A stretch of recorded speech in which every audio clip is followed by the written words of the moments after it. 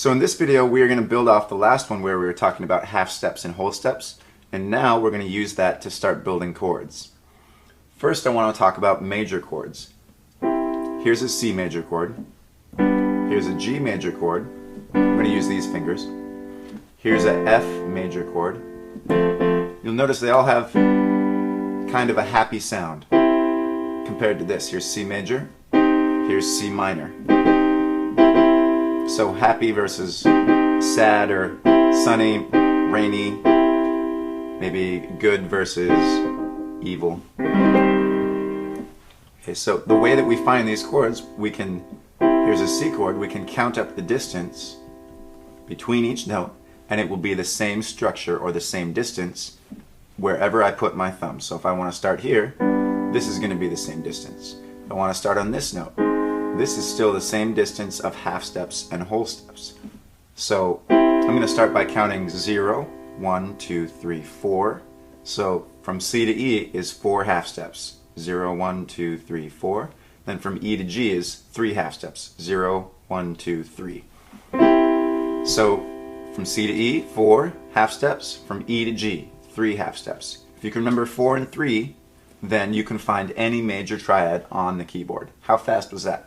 We want to think strategically like this. Rather than memorizing the way each shape looks, like black, white, black, white, white, white, there's 12 different shapes, and that's a lot to memorize. You just want to memorize 4 and 3 because that'll save you a lot of time and memory in your mind. So 4 and 3. Let's try another one. Let's try B flat. 0, 1, 2, 3, 4. So I'm counting up 4, and now we have to count up 3. 0, 1, 2, 3. And if it sounds right, if it sounds like the other major chords you know, then you probably have the right chord. If it sounds a little bit like this, that's not, you want to go back and recount that. So let's try another one. Let's try G flat. We're going to start with our thumb on G flat or F sharp. 0, 1, 2, 3, 4. 0, 1, 2, 3. Notice I'm holding down the notes with my right hand to keep track, and I'm counting with my left hand. You can do it the other way if you want. 0, 1, let's do it in F. 0, 1, 2, 3, 4. Okay? 0, 1, 2, 3.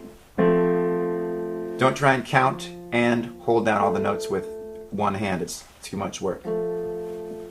Also, as soon as you start counting, make sure you hold down the next notes that you discover. So the next chord we want to go over is the minor chord. The minor chord is exactly opposite of the major chord in its structure.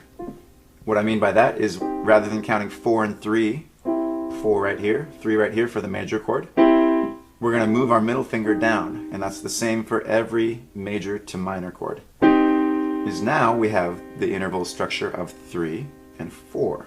Let's count. 0, 1, 2, 3. 0, 1, 2, 3, 4. So we have 3 and 4 for minor chords. To summarize that, what you need to know to memorize major chords is to count up 4 and 3. What you need to know for minor chords is 3 and 4. Exactly the opposite. So let's try A minor. 0, 1, 2, 3. 0, 1, 2, 3, 4. And a good way to practice these is go through, start with your thumb on each one of these 12 notes. So 0, 1, 2, 3, 0, 1, 2, 3, 4. Make sure that you can play a minor chord from each key. And as you do this more and more, you'll get faster and faster. Another good way to practice all your major chords is to start with one shape. Let's start with C. 0, 1, 2, 3, 4. 0, 1, 2, 3. So we have C major here. I'm going to move each finger up one note or one half step. So now I have C sharp major. I'm going to do that again. Each finger is going to move up, pinky first, then this one, then my thumb. Now I have D major.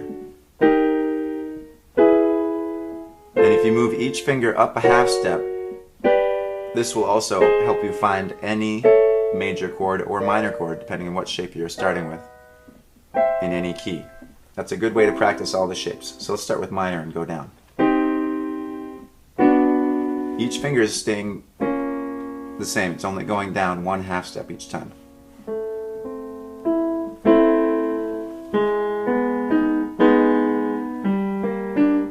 That's because all of these chords have the same structure. That all these minor chords are 3 and 4. So if I move each finger down equally, the same amount, I'm still going to have a minor chord. I'm going to move this one here, this one here, this one here.